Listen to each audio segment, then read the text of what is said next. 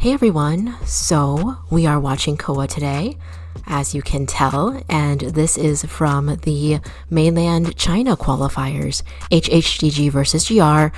I know it's been a while since I've made any videos, but I thought it'd be fun to check out this match and record it as well because, you know, HHDG doing pretty well for a Chinese community team. They're not a pro team, but they're going head-to-head against these professional teams. And we will see how they do in this match against GR here, which is one of the more recent ones that they've played in. All right, let's go ahead and get into it. We've got round 1 on Ever Sleeping Town, and we're going to see GR's opera singer go up against HHDG's survivors, Patient, First Officer, Cheerleader, and the Acrobat. Let's get into this match. So we see that First Officer is the only one with Ty Turner. We've got Cheerleader as support, and then the other two are pretty much you do your own thing, you know, they're solo kiters for the most part. Patient is going to take this first kite. We saw he already used his first hook here. Looks like he actually has a second hook up early because of the support. However, he does take a hit due to that missed hook. A lot of pressure on this Patient right now taking the first kite, especially because this team composition does not have any stunners, so they are really relying on this Patient to draw out the kite, only the Cheerleader for support for the most part. He does get the third hook out. Meanwhile, Opera Singer is waiting on a blink cooldown here. No pallet over here. Looks like Opera Singer is going to be able to take down the Patient without blink, saving that blink for later, and not quite 3 ciphers yet. It's more like 3 half-done ciphers at this point. All right, first survivor chaired. Let's see what's the move. Looks like First Officer is going to make his way over for the rescue. Uses that pocket watch since he is at the chair a little bit early. Should be able to get a pretty stable rescue off here. Yep, a nice rescue, and we're going to see Patient here back on the run. On last effort now. No more pallets here to work with, so there's not much he could do. And getting that last hit in just to get that full presence as this Patient goes down after Ty Turner ends. As we can see, the ciphers are about 3 ciphers done at the moment, so survivors still feel a little bit short on ciphers at this point. In addition, without a second Ty Turner, and nice pallet stun there at least to preserve his little bit of health there. Oh, they actually got a sneaky rescue off on the other end. However, Opera Singer catches up quite quickly to this Patient, and yeah, not able to get the support off here, so not too much they could have done. We have the Patient flying off to the manor, and this is going to be, oh, who is this? The First Officer actually is going to be the next target. Okay. Oh, when the Opera Singer flipped back to the Remnant, I thought they actually got hit by the tram, so that was kind of funny, but of course that did not happen, which is a good thing. The Opera Singer now taking another pallet here from Cheerleader, and she's going to run off to the graveyard, so making herself pretty difficult to chase. Back to First Officer here.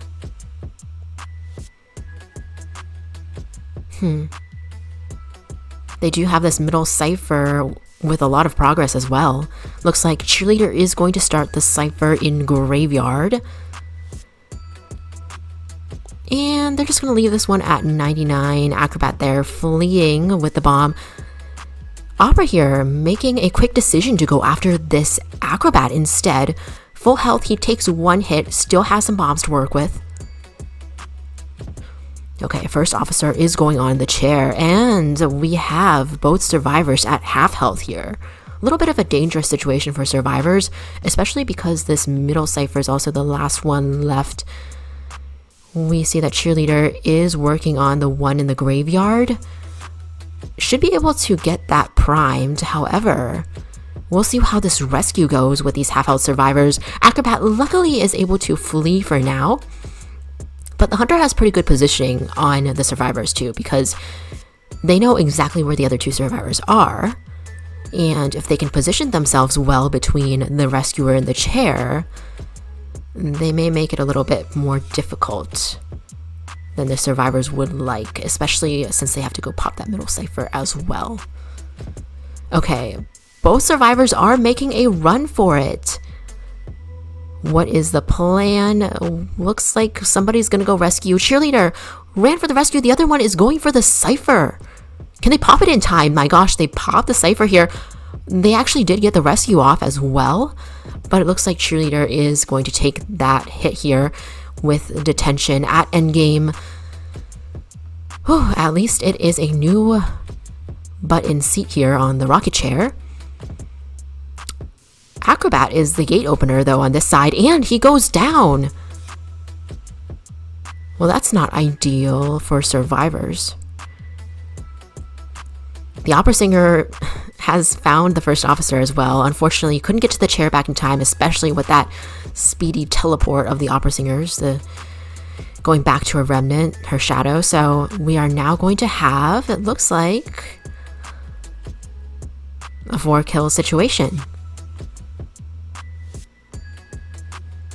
Dropping first officer just to secure this acrobat. I mean, the gate is far from open anyway, and I don't think the dungeon is close enough to be considered here, so we are going to have one last kite here from the acrobat, but not really much he can do. Maybe get a pallet stun at least? No, there goes the pallet, and we should get a hit here on the acrobat. All right, well, a nice 4-kill from GR's Hunter. Let's see how HHDG comes back from this in the next half. Here we are with the second half of round 1, still on Ever Sleeping Town. We've now swapped sides, and this is HHDG's Hunter, now with Opera Singer against GR Survivors, Perfumer, Cheerleader, Wildling, and the Magician. Let's see how this goes. We'll get right into the match. Alright, and it looks like Wildling has the tie turner for GR's team here. First officer did get banned, so seems like they opted for the Wildling in his stead. And we've got Magician, Perfumer, and the Cheerleader. A bit of a different strategy here. I do like seeing the different strategies going against the Opera Singer. In this case, we've got Cheerleader supporting especially Perfumer during her cooldown, but also potentially Magician as well. We see that Hunter is actually closing in on Magician for the first kite. With his 3 wands, he does have a really good kiting kit as a solo kiter.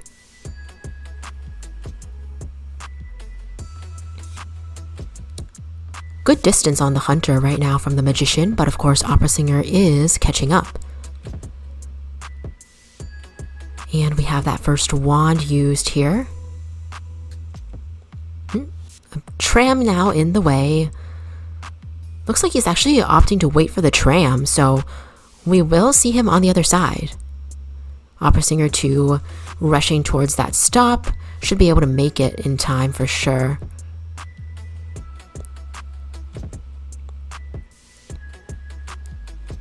And a hit to greet the Magician right away. But he is full health, so does have a little bit to work with here. Oh, blink here. Magician actually had 2 wands to work with, but Hunter very decisively uses that blink. Very confident move from the Hunter here, and gets the Magician on chair. Pacing here, let's see, we've got 2.5 ciphers or so. And I believe Wildling is in the area.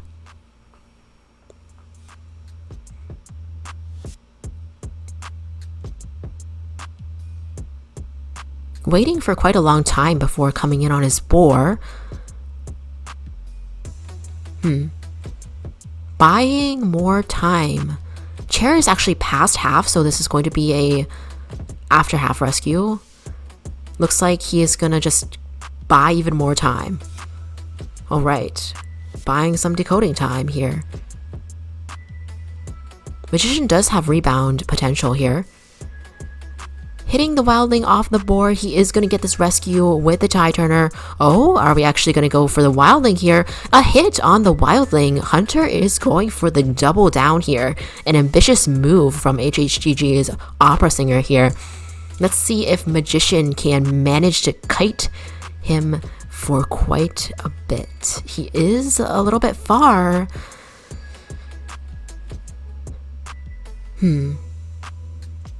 Tie turner is already over. Oh, gets hit over the window unfortunately and goes down, even though he did try to use the magic wand there.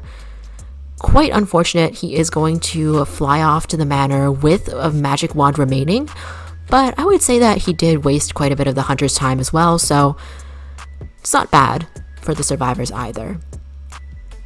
Let's see what they can do for the rest of the game though. Looks like Wildling is going to use his self-heal, and they're still missing the last two ciphers. Hunter here, luckily for the survivors too, the hunter here isn't really on somebody right now, because a lot of times we see the opera singer, like as soon as somebody gets eliminated, they're on to the next target immediately. Just because of how fast-paced the chase is and how quickly they can move between areas. But here we have opera singer still searching for a target. Wildling not exactly ideal since he's on his boar, and we can see that the other two are quite far away. Barmaid looks like he might be the next target here, and a 6th cipher is already being started on as well, as we often see with opera singer.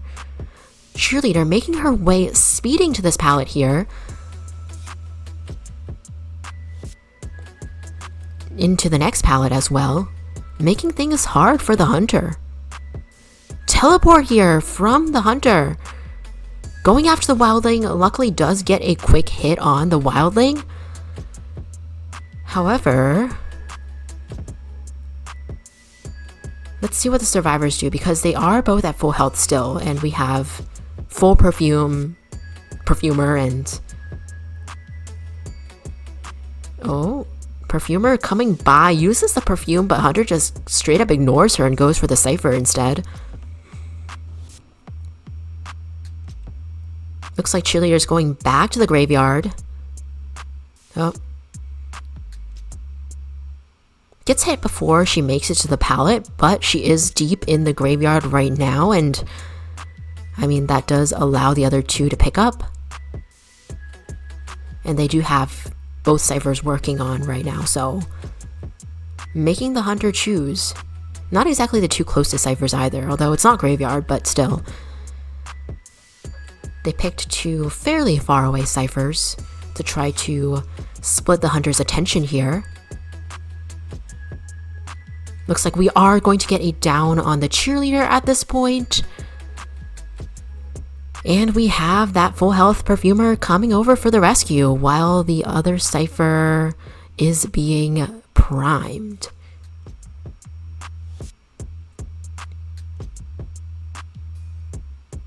Hunter is actually going straight for the cipher primer, who is at half health. However, the bad thing is that it's a wildling on his boar. Alright, well, teleport is back up for the hunter at least. Let's see how the survivors decide to plan for this endgame.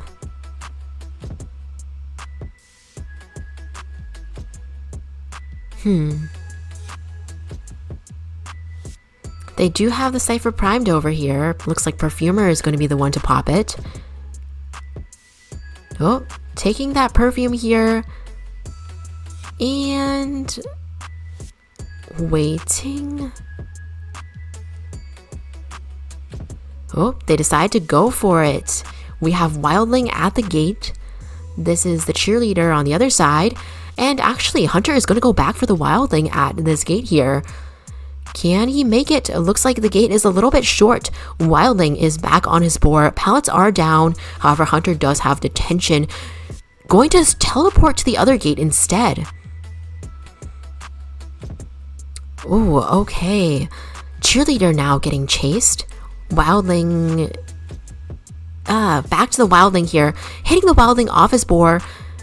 Still a pallet here, but gets this hit over the pallet. Wildling goes down. On the other side, we can see that Cheerleader has already opened the gate. So it looks like we are going to have 2 survivors escape on the other side. Opera Singer is rushing over, but I think it's going to be a little bit too late here. Yep, looks like it is going to be too late. This is a tie for HHDG and GR. But overall, GR got the 4 kills, so looks like they are going to be the ones to take round 1.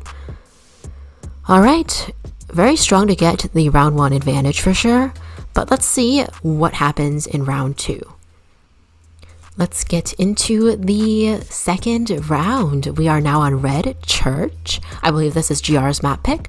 They've got their Hunter here with the Gamekeeper, and HHDG survivors are going with Aeroplanist, Mercenary, Antiquarian, and the Barmaid. Alright, let's head on to Red Church. Gamekeeper is heading out from the graveyard. Who is this? It's the Aeroplanist here in Red Carpet. Alright, Aeroplanist here.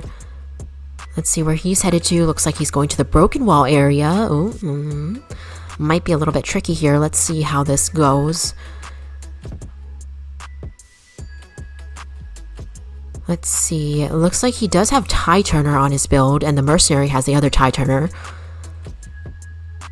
Whereas Antiquarian has Flywheel and Knee Jerk on Barmaid. Alright.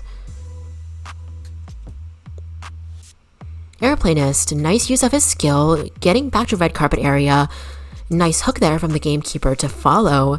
This is not exactly the easiest kiting area either, so looks like Aeroplanist is going to transition to Graveyard now, still at full health for now.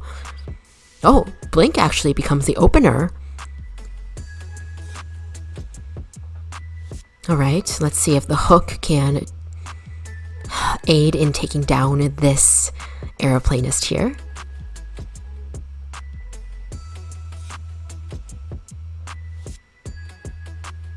Let's see how he does.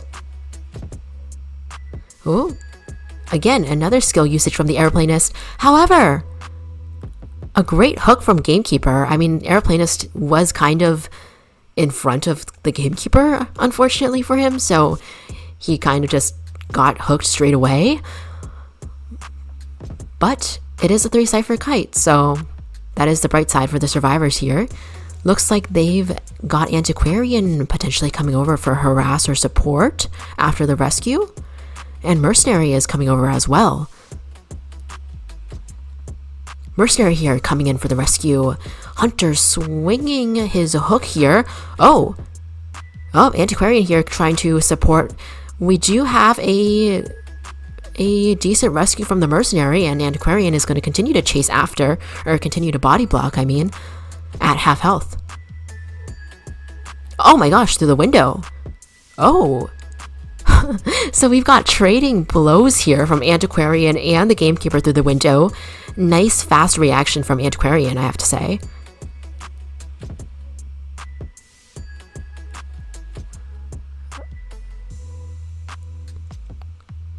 Oh, this time again, unable to escape the hook. However, Antiquarian once again trying to come in for the rescue. Nice swipe there. Unfortunately for Gamekeeper, the trap did not land. And we've got Antiquarian downed. Switching targets onto Antiquarian. Okay. Ciphers are continuing to be decoded here by the other two out there. Mercenary going back for the rescue, and Gamekeeper is actually just going to not camp the Antiquarian to go back for this Aeroplanist. Okay, I see. Oh, mistook here from the gamekeeper. Unfortunate. Just let the airplanist run freely for just a little bit longer. Mind gaming the pallet here. Oh, this hook here.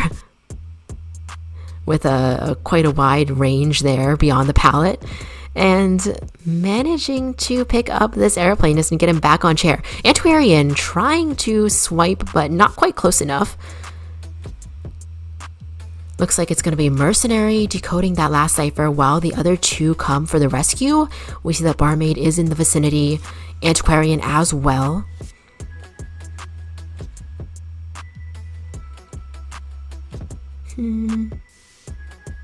Can they have 4 survivors alive at the end? The chair, they are stalling the chair progress here, right in the hunter's face.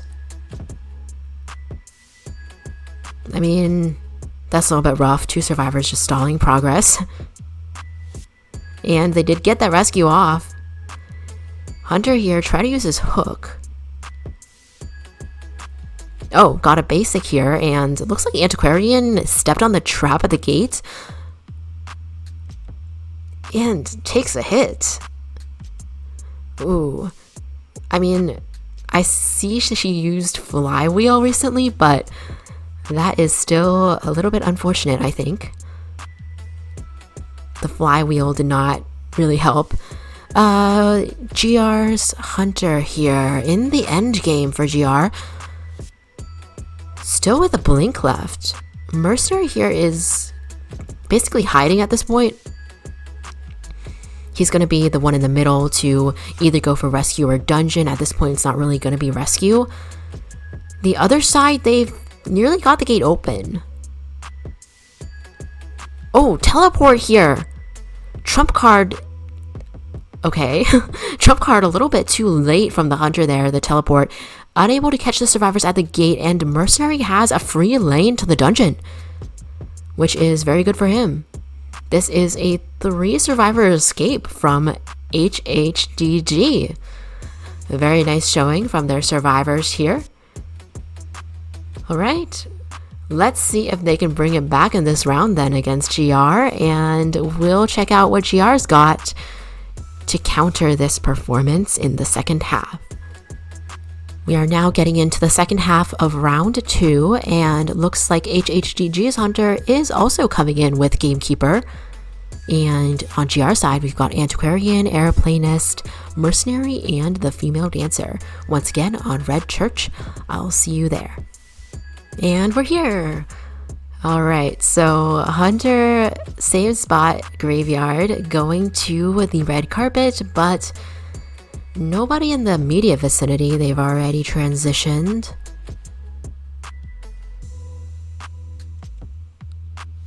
Let's see, following the footsteps here. Keeping their camera down for the speed boost. It looks like this is going to be the aeroplanist here as well, who is taking this first kite.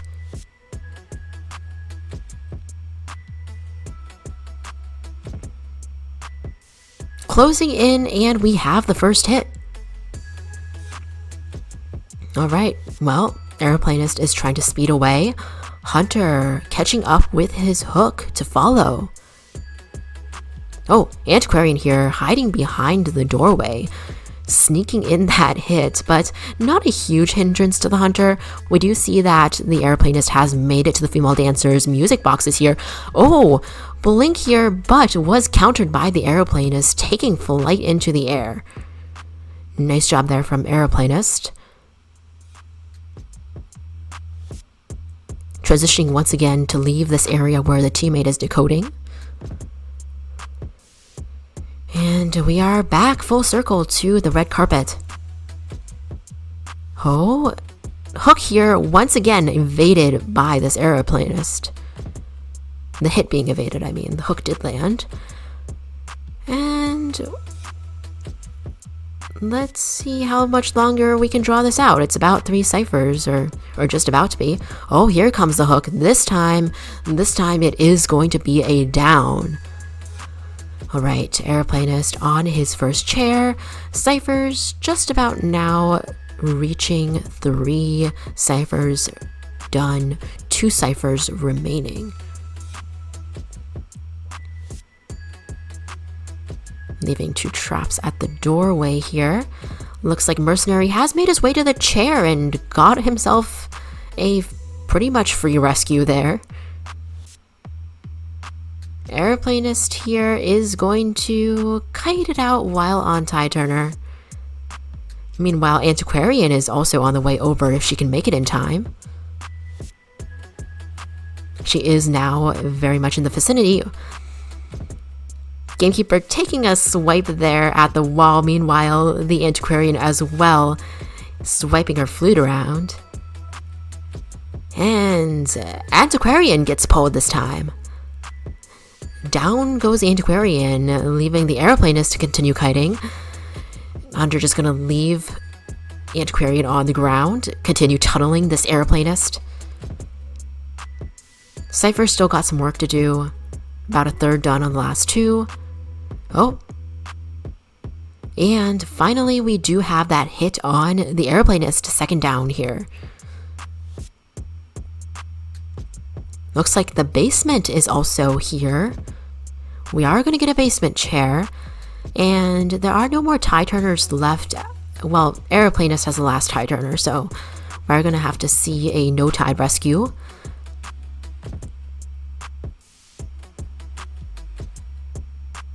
Blocking the doorways as well. However, Merc is coming in from the other side. Oh, there's a drop hit here. Oh, that hook missed the chair. Trying to body block here as well. Antiquarian also in the way. Oh, nice one there from Antiquarian too, allowing them to get out of the basement even without Tide. Nice cooperation there from the teammates, and now they are trying to force heal.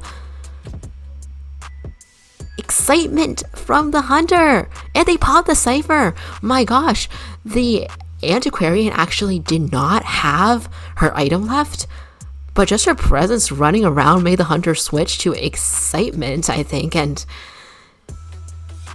just to secure that hit, that kill.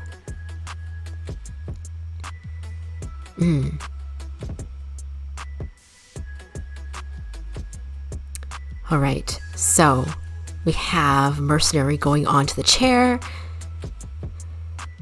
And it looks like it is going to be a tie from HHDG. Okay. Well, we have now GR winning round 1 and HHDG winning round 2. GR did have the 4 kill in round 1 that gives them the extra points.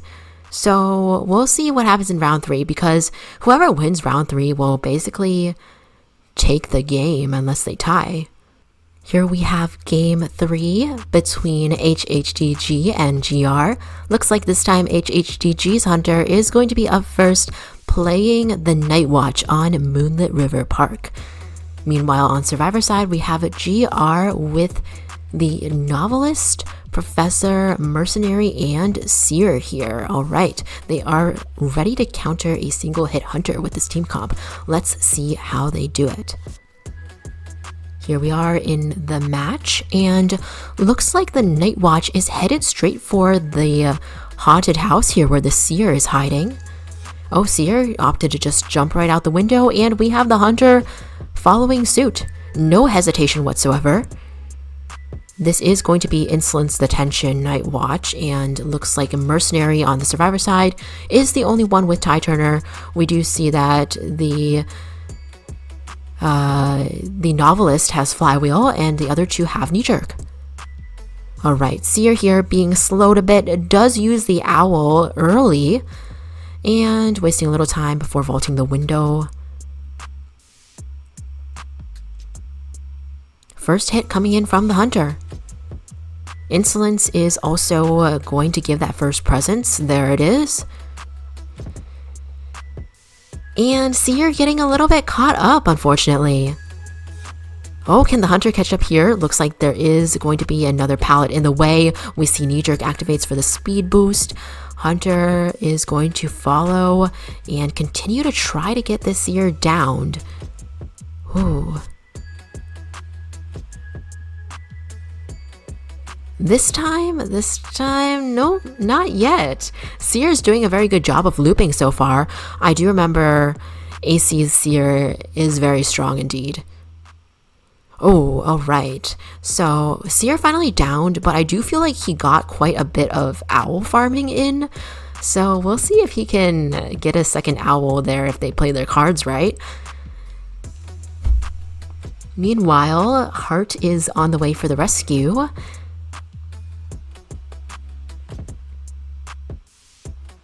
Hunter here with Teleport as the trait. Mercenary getting in position, using the elbow pads, taking the hit, and very standard rescue from the Mercenary. Oh, it's the Hunter. Nope, Hunter's didn't opt to go for the Mercenary. Instead, he's going to keep chasing the Seer. And Seer has another owl. There it goes. Second owl for the Seer here. Looks like he's going to go up the slide just to waste a little bit more time here, but already wasting quite a bit of time from the Hunter. Wind here pulling back the Seer, and down he goes. This is going to be his second chair. However, the survivors are making quite good progress on the ciphers, I would say. Pretty good progress so far. And they're actually going to block the door. Oh, that's annoying. Oh, flywheel utilized.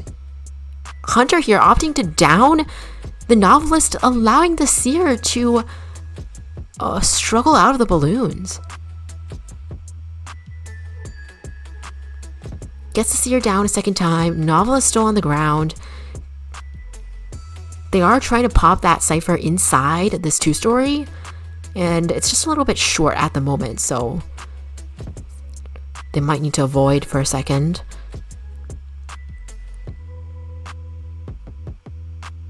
Oh. A little switcheroo here.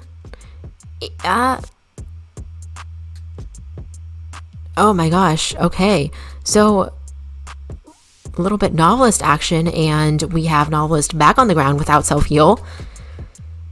Seer, of course, did get rescued, but can they pop the cipher in time? Okay, so they actually have got the Mercenary downed. It is a bit chaotic. Mercenary down once again. This Professor here does have scales. Oh, unfortunately, timing was not on his side here. And this doesn't seem good. Mercenary is on the chair. Novelist can't get up. The other two are at half health, with Seer being dead on chair, by the way.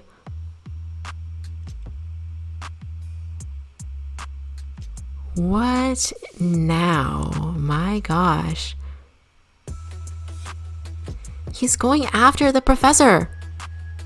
Oh, quick down on the Professor.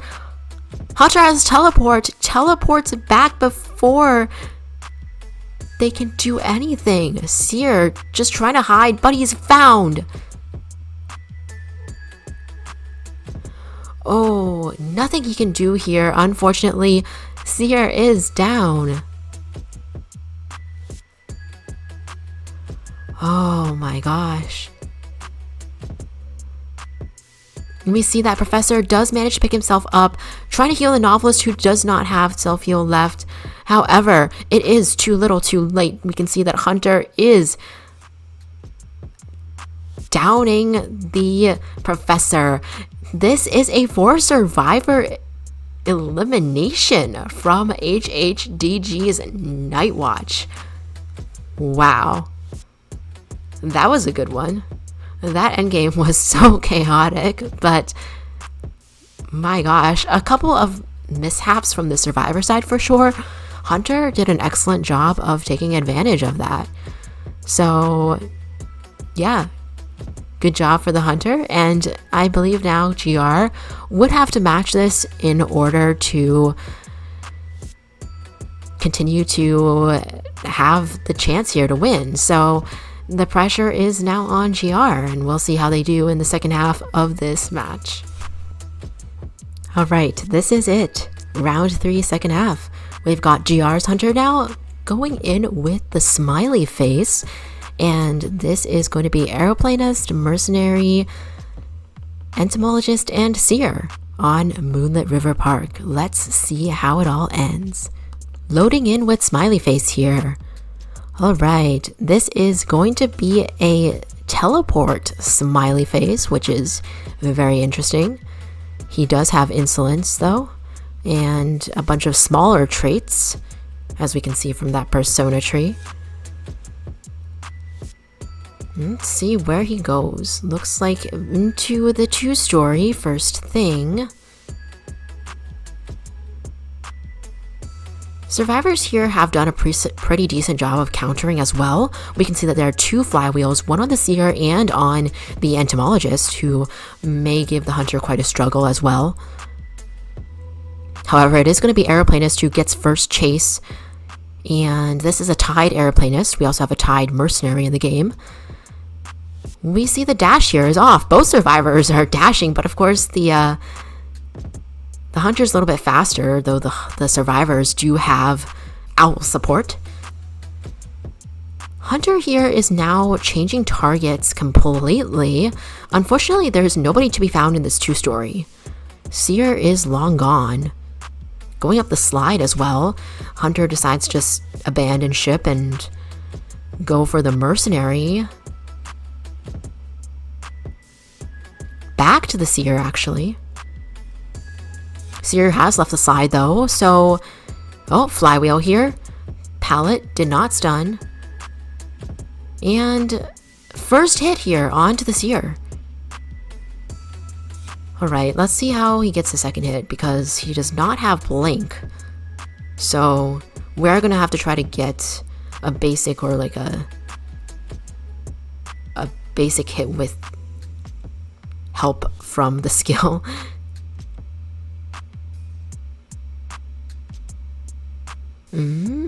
Aeroplanist, can he get this? Alright, let's see.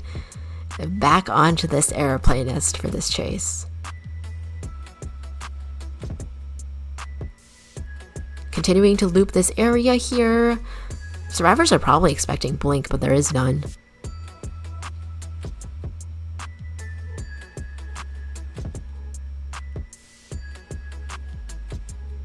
And Hunter actually trying to keep an eye on the ciphers as well. Let's see if he can finally down the Aeroplanist in this area here. A little bit of mind game. Does manage to get the Aeroplanist down here. Let's see. 2 ciphers complete. The other 3 ciphers are on the way, about halfway done. That is not bad at all from the survivor side. I mean, this is the first chair, I believe. Seer here, unfortunately, did get one to order, so we are going to have the hunter go after the Seer. We saw that the Mercenary did get the rescue off on the other side. Tie Turner basically being wasted right now, but it's not a big deal for the survivors anyway, just because they still do have a bit of an advantage in terms of cipher progress, but also just because of the fact that they only need 1 survivor to escape. Like, this is fine right now. Going back to this Aeroplanist. A little bit of back and forth. We saw Mercenary did rescue the Seer already as well. And Mercenary is also trying to body block.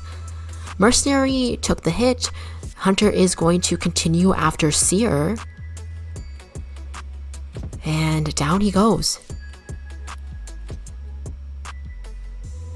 Well, we see that the Entomologist is about to pop a cipher. She just did. And we have 2 more ciphers that are already on the way. Mercenary here utilizing an elbow pad to flee. Has 1 more elbow pad left, but decides to just take the hit. Saving 1 elbow pad for the endgame. 2 survivors are on the ground as of now. We are going to see the hunter pick up the seer. But not much that he can do about the entomologist right now, I suppose. Let's see what she's up to at the moment. Looks like they're going to continue to decode. Alright. Airplanist is getting pressured a little bit, but also not really. So he goes up on the platform. They actually opt to pop the cipher right now. Somebody's on the chair, but it doesn't really matter because they can afford to sacrifice somebody. We see that airplanist there was trying to open the gate. Hunter now scrambling back. Chair got eliminated here. We see that it's the mercenary who is near the middle area. He is going for the mercenary, uses his elbow pads. Alright, got Merc down. Does have teleport available. Is he going to try to go for the teleport? And which gate? Because both are being opened very quickly as we speak. Doesn't seem like he can stop the situation anymore. We do see a teleport there on the first stop gate, but it is too late. Airplanist is basically already out of that gate. And we are now just going to see the rocket dash. Airplanist secures a win by heading out the gate. And we see the bees coming in just for fun. Entomologist has to get her share of the action, considering she basically decoded most of the game, but that is basically it. It is going to be a win in this match and also in this whole entire matchup for HHDG. So, HHDG makes it into the group stage, becoming the very first non-professional team to make it ever since the establishment of the Chinese Professional League, I believe. So, yeah, really excited to see how they're going to do in the group stage. Congrats to them, and I hope they continue to kill it. It has been hard for them to get here, so I mean, this is, a day 9 match in mainland China qualifiers, so I believe they are going to continue to have a hard road ahead. But nonetheless, very impressive so far, and yeah, hope to see a good showing from them. Definitely makes it a little bit more fun, I think, to see a community team in the mix here. And of course, we will have to wish GR luck as well as they continue in the abyss as well. All right, that is it for today's viewing of the COA matches. We'll see if I come back with more of these or not, but basically, my plan is to just enjoy this Call of the Abyss instead of being focused on creating content, so you may or may not see more from me, but hopefully there will at least be something here and there. Alright, thank you for watching, and hope to see you again whenever next time is.